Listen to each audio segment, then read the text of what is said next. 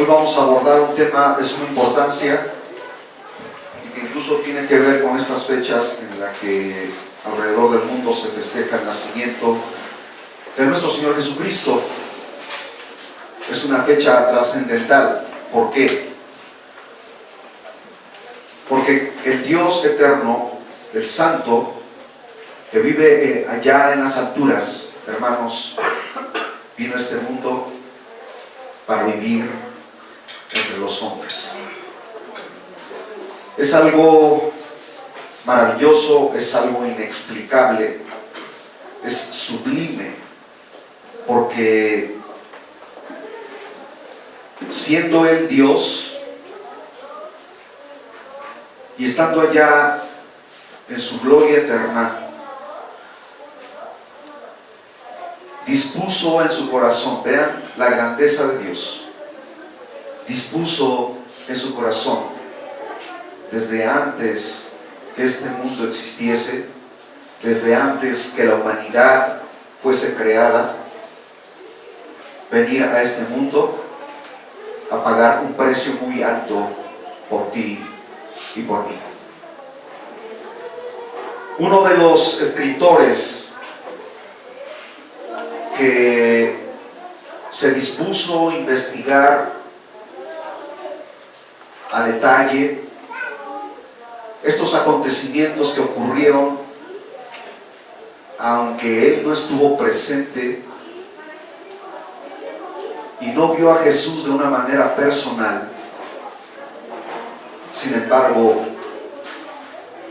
él recopilando toda la información de personas que estuvieron con Jesús, que hablaron con Él, que vieron sus milagros, que escucharon sus palabras, Él pudo dar datos fidedignos de la persona de nuestro Señor Jesucristo. De tal manera que el escritor, el evangelista San Lucas, es uno de los escritores, hermanos, que nos da una luz realmente de cosas que no mencionan otros evangelios como Mateo, Marcos, San Juan,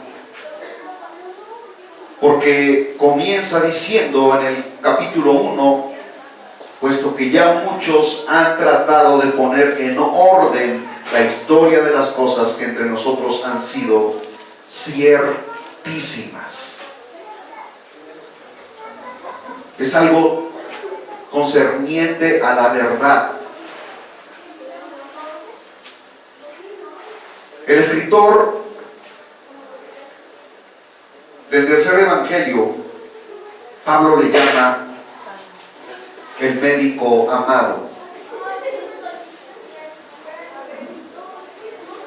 San Lucas era un médico, era un hombre preparado. Y esto lo podemos encontrar en Colosenses capítulo 4, versículo 14. Vamos a esa parte de la Biblia para que vayamos tomando detalles de lo que la palabra del Señor nos enseña. Colosenses 4, versículo 14. Dice: os saluda Lucas, el médico amado. Amén. Vean que aquí como Pablo habla de Lucas y ya lo mencionan como un hombre con una preparación, no era cualquier ser humano, ¿verdad? Tenía estudios, y según se ve en el libro de los Hechos, Lucas fue un compañero frecuente del apóstol de los gentiles en sus actividades misioneras. Lucas era judío por ascendencia, pero el uso correcto que hace del griego le enseña como aún así como Pablo lo era de Tarso. Lucas nació en Grecia y era de nacionalidad griega, pero de ascendencia judía. Pero Lucas nunca estuvo con Jesús. Sin embargo, cuando él conoció esta historia de ese hombre, él creyó. Sin tapujos, sin ambajes, sin miramientos, sin ninguna duda en su corazón. Y vamos a tomar algunos datos, hermanos, que son importantes para poder entender esto, que tú conozcas un poquito de la historia del nacimiento de nuestro Señor Jesucristo. La fecha. El Evangelio de Lucas fue escrito entre los años 63 y 68 después de Cristo. Piense bien cuántos años habían transcurrido ya. Sabemos que desde el nacimiento de Cristo fue el año 0, comienza una nueva era. A los 30 años Jesús comienza su ministerio. Durante 3 años Jesús predicó el Evangelio de vida, de salvación, y cuando él tenía exactamente 33 años Jesús estaba dando su vida en la cruz del Calvario. Y dice aquí que este Evangelio, escrito por el mismo autor que lleva su nombre, lo escribió en el año 63 y 68 aproximadamente después de Cristo, o sea, en nuestra era, ¿verdad? ¿Cuántos años habían transcurrido ya? Unos 30 años o 35 años aproximadamente. El Evangelio de Cristo, divino y a la vez humano, eso es lo que nosotros debemos entender. Que quede más que claro, hermanos, que Cristo era humano, pero tenía divinidad. Era divino, era Dios en carne. ¿Cuántos alaban el nombre del Señor? La frase característica es que utiliza Lucas en este Evangelio: el Hijo del Hombre. El Hijo del Hombre. Y el versículo clave: porque el Hijo del Hombre vino a buscar y a salvar lo que se había perdido. En el capítulo 19 del versículo 10 de Lucas. En armonía con su propósito, Lucas relata aquello que demuestra cuán completamente humano fue Jesús. Completamente humano.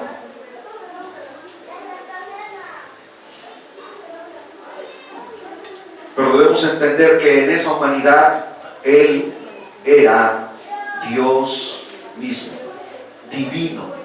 Amén. ¿Quién puede entender esto, hermanos? ¿Tú te puedes explicar esa situación en la que el mismo salmista en uno de los salmos describe, hablando de que Él utilizaría un cuerpo de carne y hueso con circulación, así como nosotros, circulación de sangre por las venas? Y dice el salmista: y me preparaste cuerpo. Vean cuántos años vivió el salmista David, 1000 años antes que esto ocurriese, y el salmista sabía que vendría el Mesías a humanarse y sería así como somos nosotros, de carne y hueso. Entonces Lucas relata aquello que demuestra cuán completamente humano fue Jesús. La genealogía la traza hasta Adán, o sea, hace un retroceso de genealogías y ofrece la más detallada narración en cuanto a la madre y niñez de Jesús hasta la edad de 12 años. Uno de los acontecimientos, hermanos, que a mí me han impactado en las bellas historias de la Biblia es precisamente cuando Jesús acude por primera vez, ya él siendo un niño de 12 años, a la fiesta de la Pascua en la ciudad de Jerusalén. Él acude con sus padres y como un niño juguetón iba corriendo, brincando, quizá lanzando piedras, ¿verdad? porque así son los niños, jugando con sus demás compañeros como un niño normal, común y corriente. Pero dice la palabra de Dios que crecía en conocimiento y sabiduría de Dios y era lleno del Espíritu Santo. La llenura del Espíritu Santo. De tal manera que cuando él llegó a la ciudad y entró por esa puerta enorme, esa ciudad amurallada, él pudo ver los edificios, el templo majestuoso, en donde se realizaban los sacrificios continuos. Y él pudo entender, a pesar de que eso era un niño, que un día él tendría que padecer por nosotros.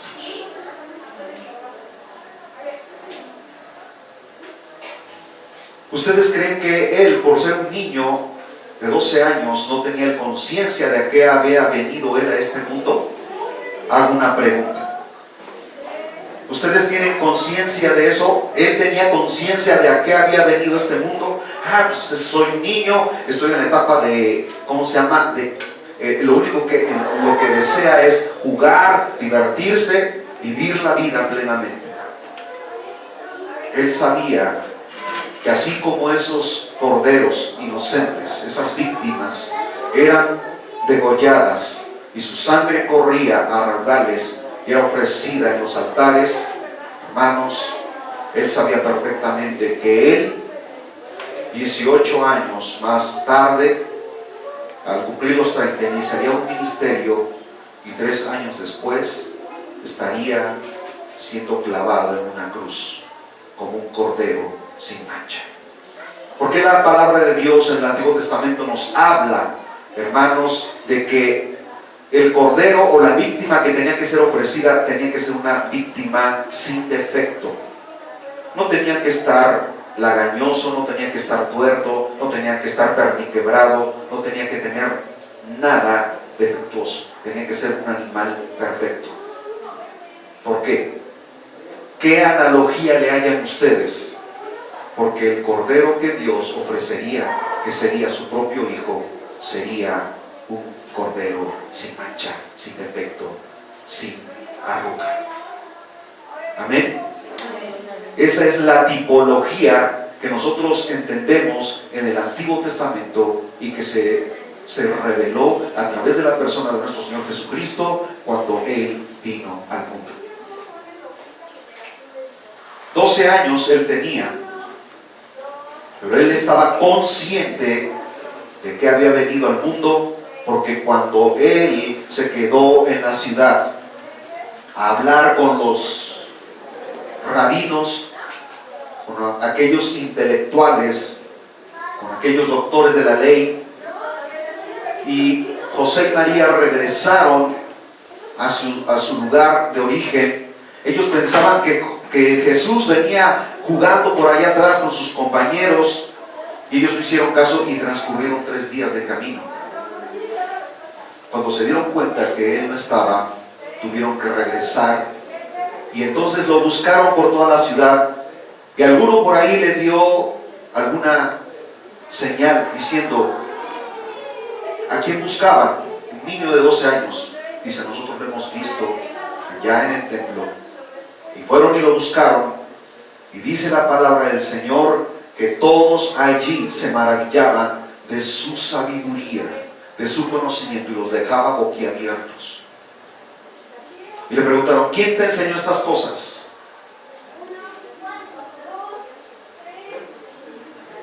Cuando ellos llegan y le dicen: ¿por qué nos has hecho esto? Ustedes se pueden imaginar a José y María enojados porque durante, hermanos, 3 días lo buscaron entre la procesión, las columnas de gente que iban regresando ya de la fiesta de la Pascua. Todos iban a sus lugares de origen y preguntaban a familiares, amigos, y nadie daba seña de él. Y cuando le encuentran, enojados, le dicen: ¿por qué nos has hecho esto? Y él, muy quitado de la pena, les dice: ¿Por qué preguntáis por mí? ¿No sabéis que en los negocios de mi Padre me es necesario estar? ¿Qué padre? ¿A cuál padre se refería el Señor? ¿O el niño que tenía 12 años? ¿A quién, hermanos? A ver, vamos a hacer un examen para ver si realmente leen la Biblia. ¿A cuál padre se refería él, hermanos? Al Padre Celestial. Amén. En los negocios, en los asuntos, en los trabajos de mi Padre me es necesario estar.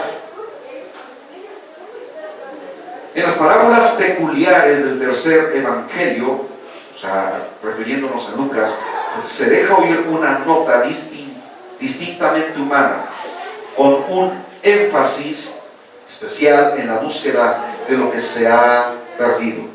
Pero Lucas tiene también el cuidado de resguardar la deidad de Jesucristo y su carácter y derecho de rey. Amén. Y esto se encuentra, vean nada más que a Lucas no se le pasaba ni un solo detalle, porque en todo lo que él relata y se lo cuenta a Teófilo, así lo dice San Lucas capítulo 1 versículo 1, ¿verdad? Y en el versículo 32 al 35 habla de un rey. Amén. Vamos a ver qué nos dice la palabra.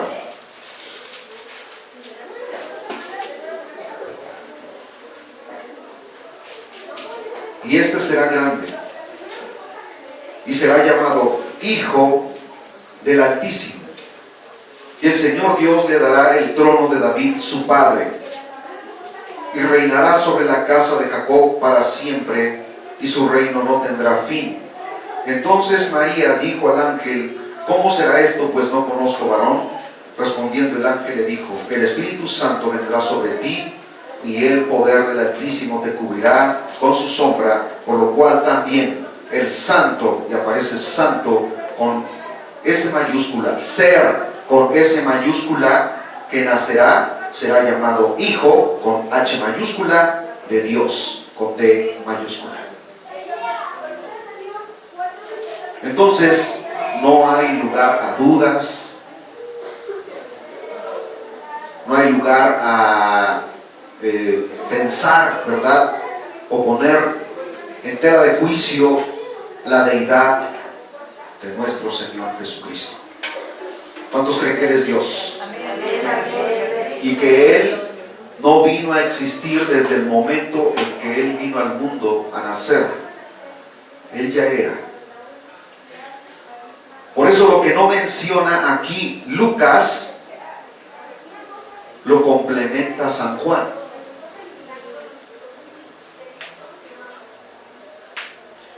Por eso es tan importante el estudio, hermanos, de las Sagradas Escrituras. Porque San Juan comienza diciendo: en el principio era el verbo, y el verbo es la acción. El verbo es el que da la orden. Y ese Jesús, en el principio de la creación del universo, pronunciaba la palabra, y la energía invisible que fue creada por Él mismo dio origen a lo visible.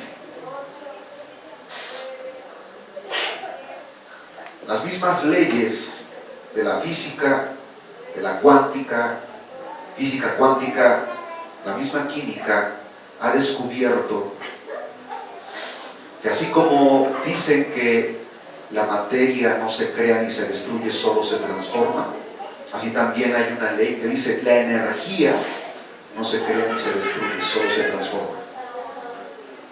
La misma ciencia ha descubierto que la luz del sol se puede transformar en energía eléctrica, que la energía eólica, o sea, del viento, puede transformar esa energía, hermanos, para mover grandes hélices, y esas hélices, al moverse, mueven unas turbinas que generan energía eléctrica. Y cuando comes los alimentos, esos alimentos son descompuestos en tu organismo como un laboratorio químico verdaderamente complejo que transforma esos alimentos que tú ingieres en energía, y la energía que no consumes se convierte en grasa acumulada. Dios pronuncia la palabra y de la nada hace las cosas visibles. ¿Cuántos alaban el nombre de Dios? Bendito sea su santo nombre. Por lo tanto, Lucas, en el Evangelio, hermanos, del hombre cuyo nombre es el vástago, se encuentra en Zacarías capítulo 6, versículo 12. El Evangelio de Lucas consta de 7 divisiones principales. Número 1, quiero que lo tomen muy en cuenta: la introducción del evangelista. ¿Cómo hace la introducción el evangelista? Puesto que ya muchos han tratado de poner en orden la historia de todas las cosas que entre nosotros han sido ciertísimas.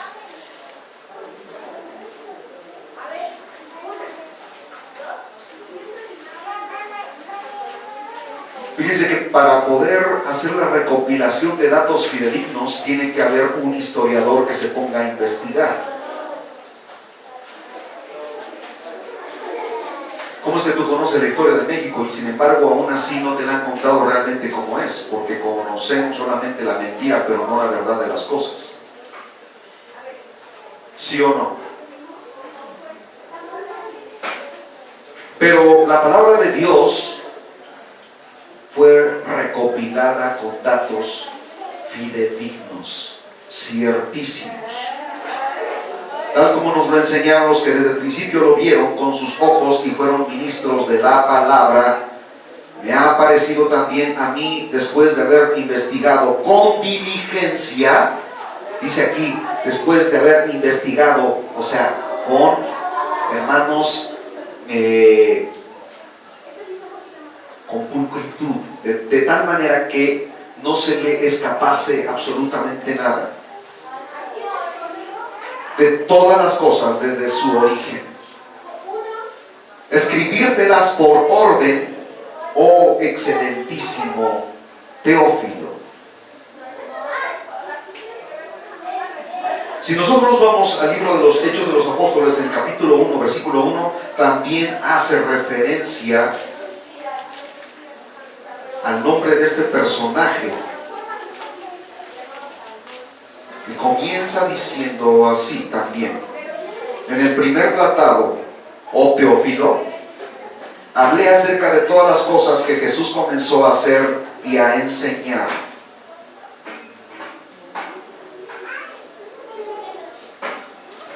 De tal manera que aquí en los Hechos de los Apóstoles podemos darnos cuenta qué fue lo que ocurrió después de los 40 días de los cuales Jesús, al haber resucitado, dice que se le apareció a 500 testigos, y después de esto subió al monte de los Olivos y delante de sus discípulos, delante de sus ojos, ascendió a los cielos.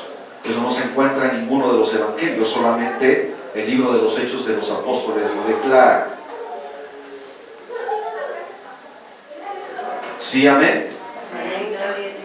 O dicen, ¿de qué nos habla el hermano?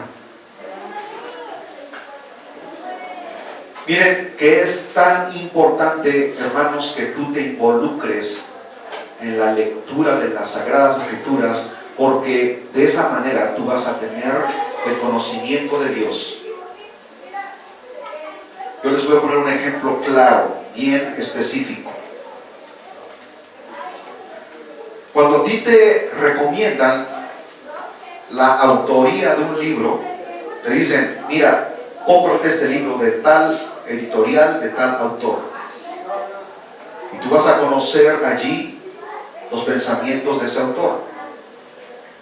Vas a conocer el carácter del autor, vas a conocer el corazón del autor.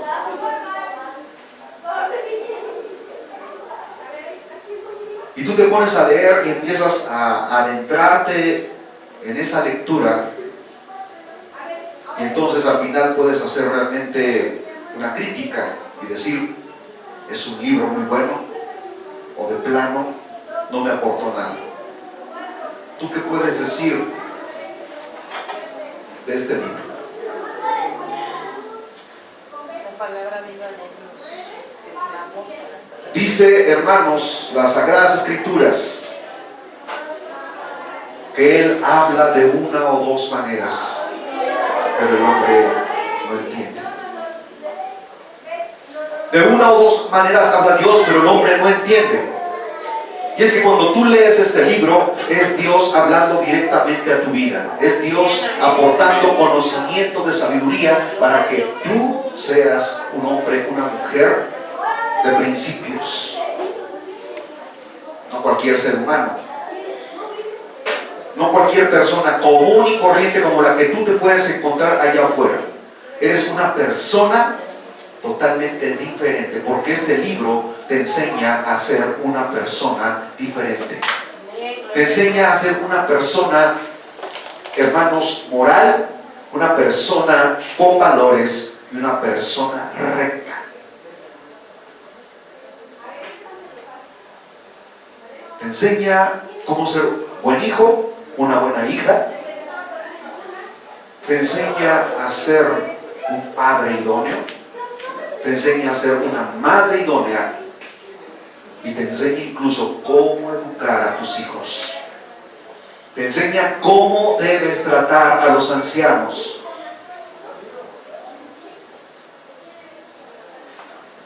Y te enseña y te da un ejemplo para la vida. Dice, para que te vaya bien y seas de larga vida sobre la tierra. Entonces, leyendo este libro nos podemos dar cuenta, hermanos, que estamos conociendo el corazón de Dios, los pensamientos de Dios, el carácter de Dios. Y la gente dice, ¿cómo lo puedo conocer?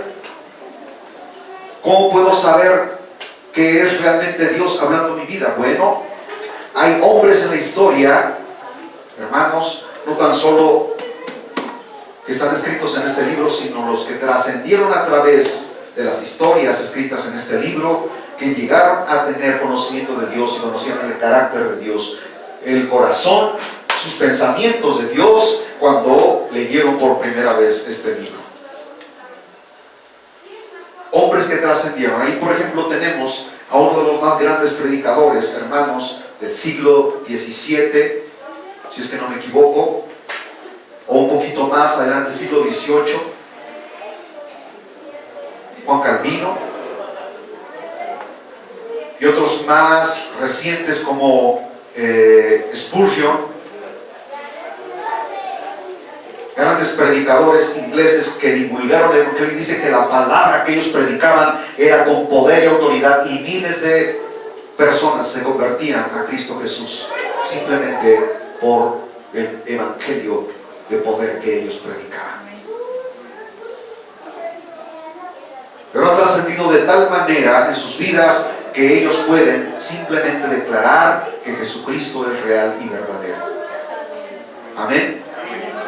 Que en Él no hay ninguna sombra de variación. Este libro, hermanos, ha sido escrito a través de milenios. No se escribió en cientos años. Y es el libro más preciso y exacto en toda la historia de la humanidad, porque todas las profecías escritas en el Antiguo y el Nuevo Testamento concuerdan y no hay ninguna equivocación en ella. Porque los santos hombres de Dios, dice el apóstol Pedro, escribieron siendo inspirados por el Espíritu Santo. No fue pensamiento humano, no fue deseo humano, sino que el Espíritu Santo les reveló la palabra. Ahí tenemos al profeta Zacarías,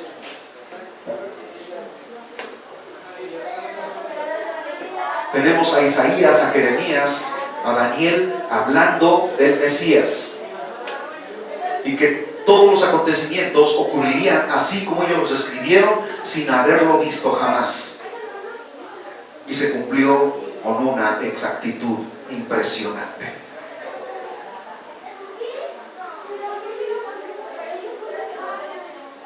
podemos dar muchos ejemplos, que los vamos a ir viendo conforme vayamos avanzando. Amén. Entonces, el número 1 es la introducción del evangelista, del versículo 1, del capítulo 1 de Lucas, del versículo 1 al 4. Número 2, las relaciones humanas de Jesús. De Lucas capítulo 1, versículo 5, y dice: hubo en los días de Herodes, rey de Judea, un sacerdote llamado Zacarías, de la clase de Abías. Su mujer era de las hijas de Aarón, y se llamaba Elizabeth. Amén. Y luego en el capítulo 2 de Lucas, versículo 52, número 3, el bautismo, ascendencia y prueba de Jesús. Porque ¿cómo podría demostrarse realmente que Él era el Hijo de Dios si no hubiese resucitado? ¿Qué sentido tendría que nosotros estuviésemos predicando a un Mesías, a un Cristo, que su cuerpo está sepultado en una tumba y todo el mundo va ahí a llorar y le rinden honores, le lloran, le rezan, así como los huesos de los papas, en estado de putrefacción, en estado corrompible o corrompido, como le quieran llamar, y luego los cargan y ahí van haciendo sus procesiones? Por eso Jesús, hermanos, le declara a uno que quería ser su discípulo y le dice: deja que los muertos entierren a sus muertos. Muertos que entierren a sus muertos, o sea, aún estando vivos, están más que muertos. Yo no sé si me estoy dando a entender de todo esto que estamos hablando,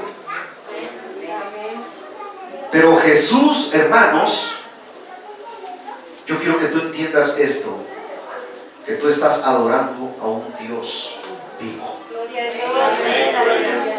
Y no tan solo vivo, es un Dios de poder y de autoridad.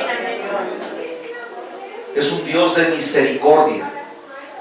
Porque dice la palabra: por eso, hijos de Jacob, no habéis sido consumidos, por sus misericordias. Tú puedes entender que cada día que tú abres tus ojos a un nuevo día y contemplas todo lo que Él ha creado, es simplemente la bondad de Dios sobre ti, sobre mí. ¿Qué es lo que tú haces cuando te levantas por la mañana? ¿Qué es lo primero que tú haces? ¿Será que realmente le agradeces a Dios? ¿Será que Él es la prioridad en tu vida y lo primero que haces es caes de rodillas o ahí a un lado de tu cama, en el borde de tu cama, te postras y le dices: Señor, gracias porque me acosté, así como dice el Salmo capítulo 4 versículo 8, en paz me acostaré y así mismo dormiré, porque solo tú, oh Dios, me harás vivir confiado. Yo me levanté, yo me acosté, dormí y me levanté porque Jehová me sostenía o me sostiene.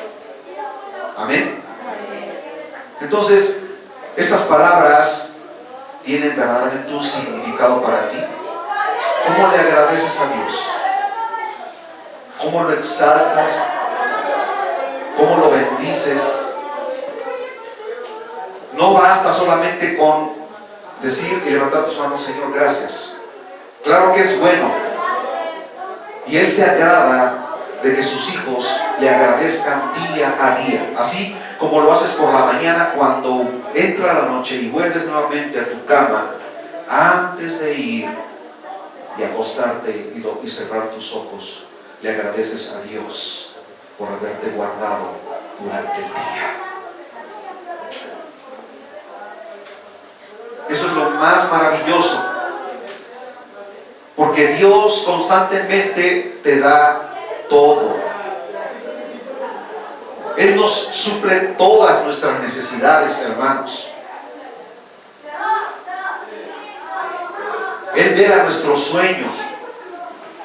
Él acampa alrededor de nosotros con sus ángeles poderosos. Tú no sabes si cuando tú vas caminando allá en el bulevar, en el centro, cuántas cosas te están acechando que tú no puedes mirar, que tú no puedes ver.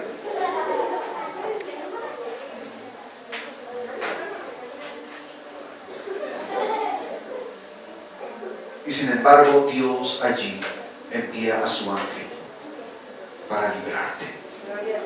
Algunos han visto la imagen que he puesto cuando entonamos unas alabanzas de cómo una mujer va con su carrito de mercado y su hijo está atravesando la calle y pasa un camión y casi lo atropella, y se ve allí la imagen de un ángel guardando la vida del muchacho.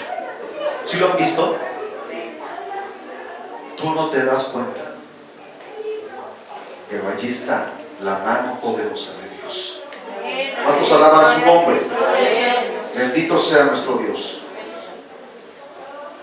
Número 4. El ministerio del Hijo del Hombre en su carácter de profeta y rey en Galilea. San Lucas capítulo 4, versículo 14 y San Lucas capítulo 9, versículo 50. Vamos a ver qué es lo que nos dice, hermanos, en el libro de Lucas capítulo 4, versículo 14. Y Jesús volvió en el poder del Espíritu a Galilea, y se difundió su fama por toda la tierra de alrededor. Es el ministerio de Jesús. Dice, lo voy a volver a leer, dice, y Jesús volvió en el poder del Espíritu. O sea, él estaba lleno de la presencia de Dios. Y Él quiere que constantemente nuestras vidas estén llenas de la presencia de Dios. Lucas capítulo 9, versículo 50.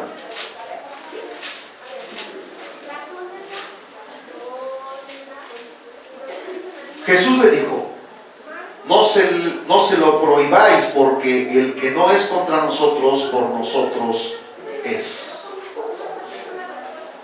O sea, tanto era, hermanos, la fama de Jesús, que muchos, incluso sin andar con Él, empezaron a predicar las buenas nuevas de salvación. Pero los discípulos se enojaban diciendo, hay unos por ahí que no están con nosotros y sin embargo andan divulgando el Evangelio.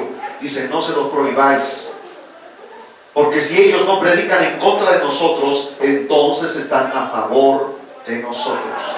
Déjenlos que prediquen. Y eso es lo que Dios quiere, hermanos.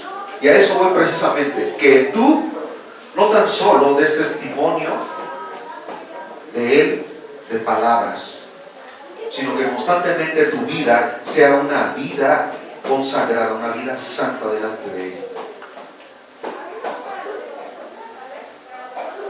Hace unos días, unos compañeros en el trabajo me empezaron a preguntar, ¿verdad? Y ellos hacen referencia a la religión, y bueno, yo los escucho y los dejo que hablen. Me dicen, en tu religión, me dicen ellos, dice, ¿cómo es que viven? ¿De qué manera demuestran que creen en su Dios? Porque pienso que el mismo Dios que nosotros creemos es el Dios de ustedes. Y bueno, tampoco se trata de ofenderlos, ¿verdad? Pero sí decirles la verdad sin que se ofendan. Y yo les digo, no tan solo nosotros manifestamos que Dios o que Jesucristo es nuestro Señor, no solo de palabras, sino que en nuestra vida cotidiana tenemos que demostrar en quién hemos creído. Jesús quiere que no lo honremos de palabras. Jesús quiere que tú manifiestes en tu vida quién eres realmente y en quién has creído, para que el nombre de Dios no sea blasfemado. Vuelvo a hacer referencia a este profesor que apenas llegó a la escuela y que constantemente trata de avergonzarme, si se le puede llamar así, hostigándome, diciendo, a ver, tú que eres cristiano, a ver qué piensas de esto y esto y esto otro. Y parece que Dios en ese momento inmediatamente me pone en mi pensamiento lo que le tengo que decir.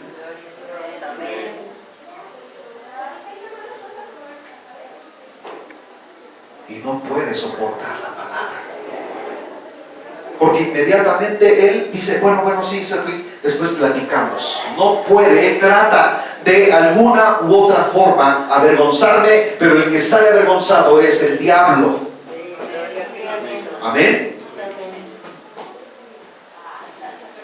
Y no digo esto, hermanos, por jactancia, ni por vanagloria, sino como un testimonio para ustedes de que cuando tú conoces la palabra, el mismo Espíritu te recuerda la palabra como una biblioteca.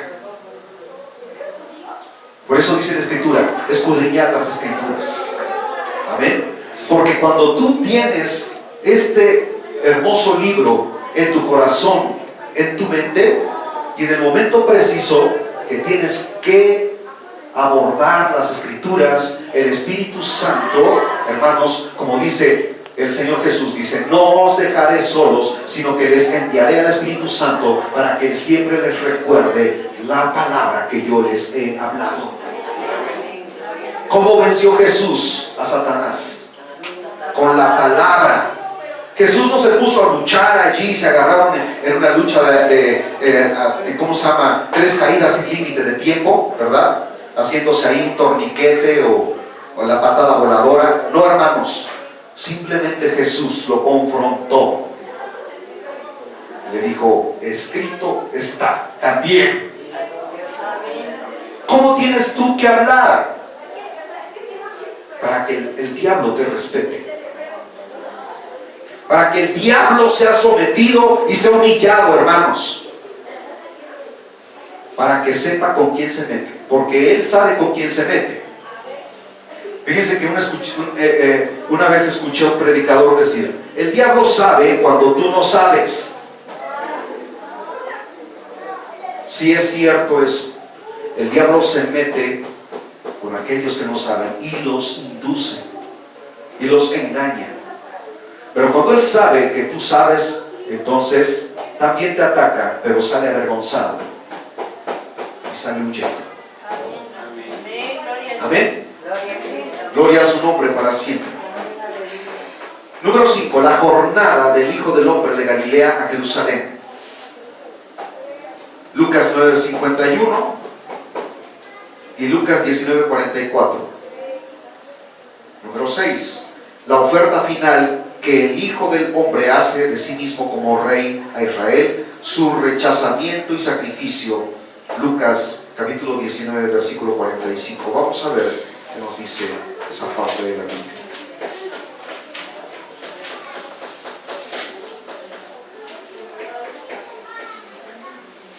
Dice, y entrando en el templo comenzó a echar fuera a todos los que vendían y compraban en él. Haciendo, hermanos, referencia a lo que Dios detesta, ¿verdad? Dios detesta que se lucre en su iglesia. Así como existen muchos predicadores que solamente ven a la congregación como borregos gordos a los cuales pueden trasquilar. Y saben, cuando un borrego está lleno de lana, ¿verdad? Y la misma palabra incluso dice, ay, pues aquí hay lana, vamos a trasquilarlo, porque son borregos bien gordos y les podemos quitar toda la lana. Pero Jesús iba en contra de todas esas cosas. Lucas capítulo 23, versículo 56.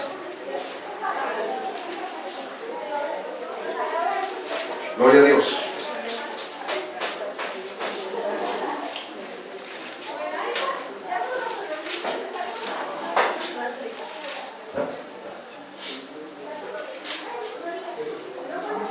Dice, y vueltas, prepararon especias aromáticas y ungüentos y descansaron el día de reposo conforme al mandamiento. O sea, el propósito de Dios en este mundo, al dar su vida por nosotros. Aleluya. Número 7, la resurrección, el ministerio después de su resurrección y la ascensión del Hijo del Hombre. Vamos a Lucas capítulo 24, amén. Versículo, bueno, aquí habla desde el versículo 1 hasta el 53. Dice el versículo 1: el primer día de la semana, muy de mañana, vinieron al sepulcro trayendo las especias aromáticas que habían preparado y algunas otras mujeres con ellas, y hallaron removida la piedra del sepulcro, y entrando no hallaron el cuerpo del Señor Jesús. Bendito sea el Señor. ¿Qué es lo primero que viene al pensamiento del ser humano? Raptaron o se robaron el cuerpo del Señor. Pero ellos, hermanos, aún dice la Escritura, estaban velados sus pensamientos, porque no recordaban que Él les había dicho: iré a la muerte, pero al tercer día resucitaré. Porque así fue escrito y así se tiene que cumplir.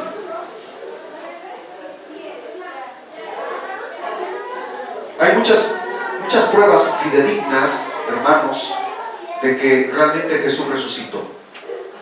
Una de ellas, les voy a mencionar, eso lo prediqué hace años, y está la predicación allí en el canal de YouTube, de las primeras predicaciones que se subieron, en donde hago referencia a que una de las pruebas fidedignas, sin temor a refutarla, de que Jesús realmente resucitó es, primero, era imposible que alguien viniera y removiese la piedra y sacase el cuerpo de Jesús para después decir: Jesús ha resucitado, porque en primer lugar era una orden del gobernador, y cualquiera que violaba esa orden o violaba el sello del imperio romano era castigado con la muerte.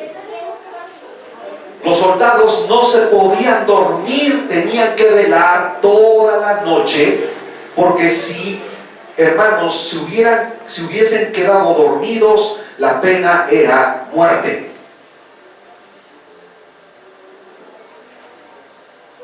Por eso la palabra del Señor dice: todas las cosas que se han investigado son ciertamente fidedignas, ciertísimas de que así acontecieron.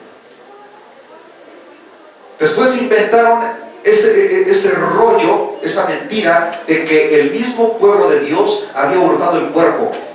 ¿Cómo iban a poder hurtar el cuerpo si existía el sello y estaban los soldados allí? Y cualquiera que se hubiese acercado a la tumba y remover esa piedra, tenían que moverla entre más de 10 personas. ¿Ustedes creen que 2 o 3 personas hubiesen pasado desapercibidas durante la noche, cuando los soldados estaban montando guardia, romper el sello sin que se diesen cuenta, remover la piedra, una piedra real de no sé cuántas toneladas de peso, quitarla y hurtar el cuerpo sin que se hubiesen dado cuenta? Entonces, ¿qué nos dice la palabra? Dice que descendió un ángel como un rayo. ¿Ustedes han visto alguna vez un rayo en un día de tormenta? ¿Cómo se ve?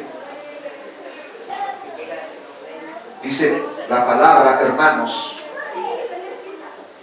que los soldados, cuando vieron al ángel descender como un rayo, dicen que removió la piedra y se sentó sobre ella. Y empezaron a temblar, y dice que cayeron como muertos, porque era la presencia de un ángel glorioso.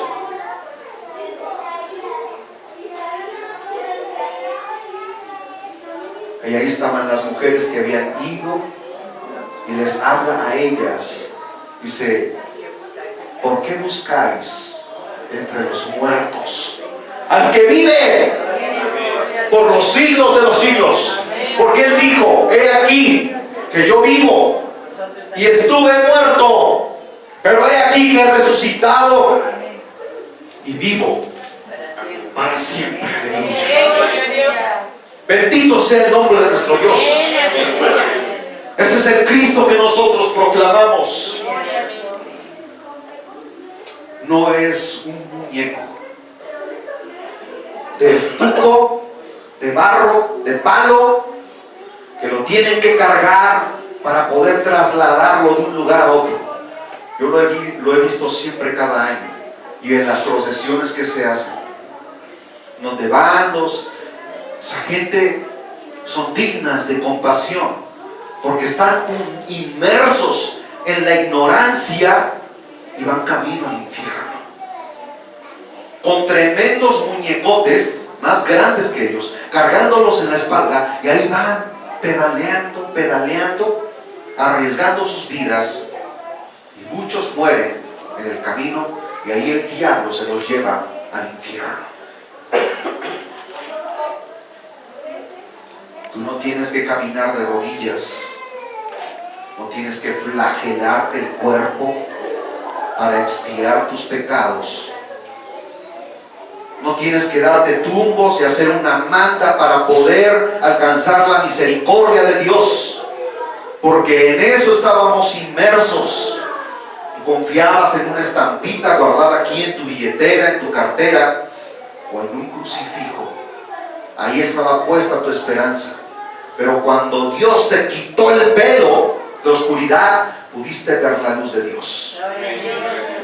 Una luz te alumbró y te dijo: yo soy el Dios Todopoderoso. El que por mí anduviere no andará en tinieblas, porque yo soy la luz, yo soy la verdad y soy la vida. Aleluya. ¿Cuántos glorifican el nombre del Señor? ¿Cuántos bendicen su nombre? ¿Cuántos lo exaltan?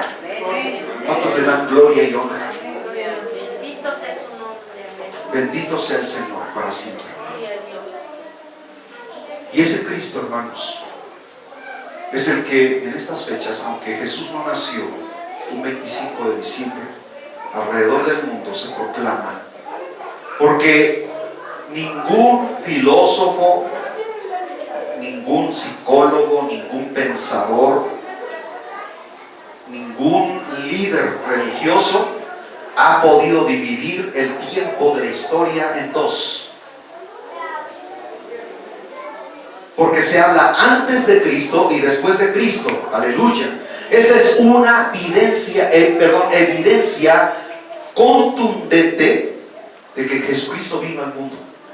Si eso no hubiese ocurrido, no existirían dos etapas en la historia de la humanidad. Se festeja en todo el mundo el nacimiento de Jesucristo, porque Jesús nació un día aquí en la tierra. Y uno de los testigos fidedignos fueron Mateo, amén, Pedro, Tomás y otros muchos discípulos que contemplaron al Señor Jesús, lo abrazaron, lloraron con Él, vieron sus milagros, escucharon sus palabras, lo vieron ser llevado al concilio para ser juzgado injustamente. Lo abandonaron. Ellos están conscientes que lo abandonaron. Pedro lo negó 3 veces. Y después Jesús, después de haber resucitado, le dice: Pedro, ¿me amas? Le dice: sí, Señor, tú sabes que te amo. Y le vuelve a preguntar: Pedro, ¿me amas? Señor, tú sabes que te amo.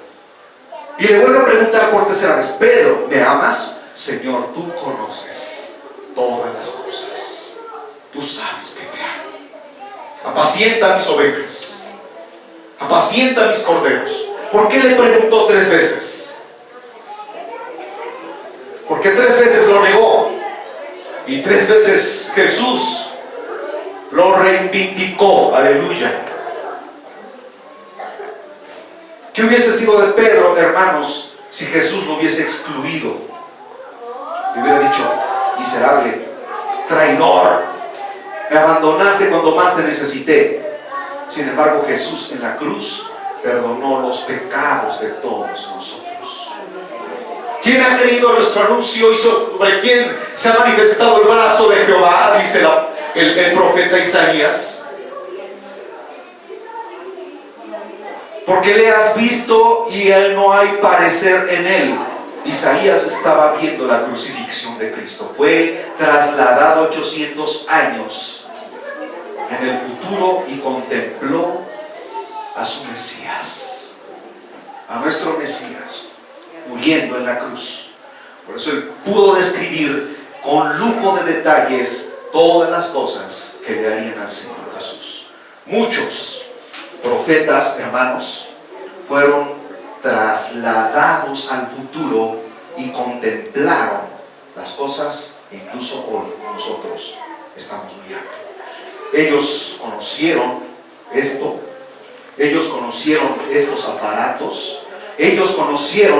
aparatos, ellos vieron los aviones sin que el avión existiese ni siquiera por la mente del ser humano.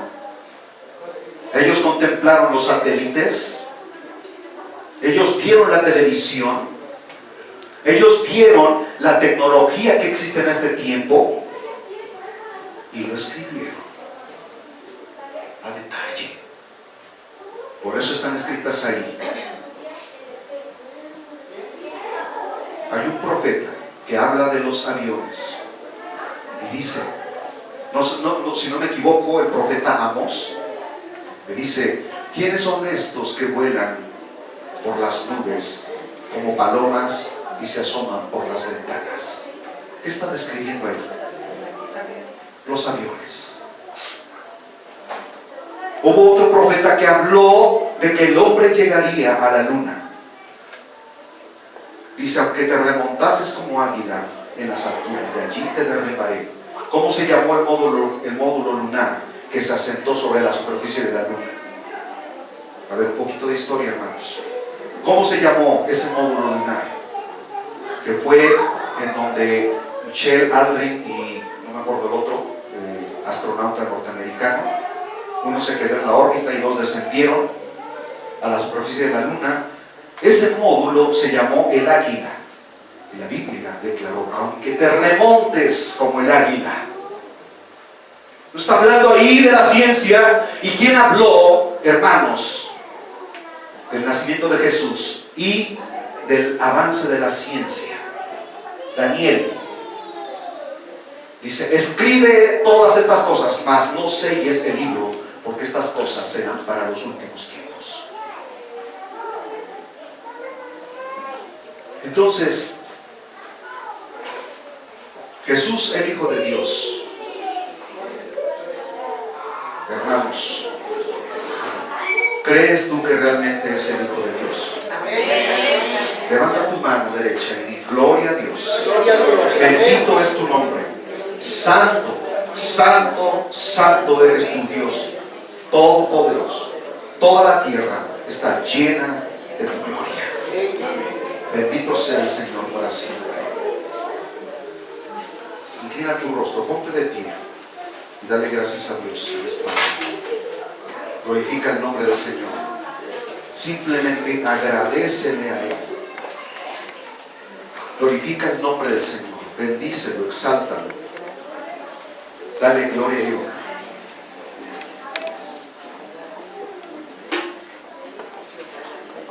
Padre bendito, te damos gracias, Señor,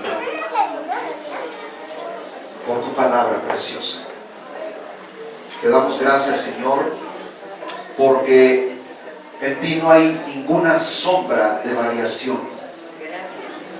Porque en ti, Señor, no hay ninguna tela de juicio por la cual nosotros podamos decir: no es cierto. Porque hubieron testigos fidedignos que dieron señal de todas estas cosas que ocurrieron. Y por eso, Señor, te alabo, te glorifico, te exalto, te bendigo, porque tú eres Dios todopoderoso. Tú eres el Santo de Israel. Tú eres, Señor, mi Dios y mi Salvador, el que hizo los cielos y la tierra. Por eso la Escritura dice: alábenlo sol, luna y estrellas del firmamento, montañas, los mares, todo lo que respira, todo ser vivo, alabe al Creador, bendito sea su santo nombre. Glorifica el nombre del Señor, dile gracias Señor, porque sé perfectamente que estoy en la verdad, y esta verdad me ha hecho libre, me ha sacado de la ignorancia, me ha dado libertad del cautiverio de Satanás, porque cuando yo vivía en la ignorancia era un esclavo, un lacayo del diablo, pero doy gloria a Dios, porque un día esta luz me alumbró, penetró hasta lo más profundo de mi ser y me demostró que tú eres el único que tienes la verdad, una verdad que no puede ser debatida, una verdad que permanece para siempre. Y dice la Escritura, y conoceréis la verdad, y la verdad os hará libres, y si el Hijo de Dios os libertare, seréis verdaderamente libres en Cristo Jesús. Gloria al Señor para siempre. Gracias Jesús.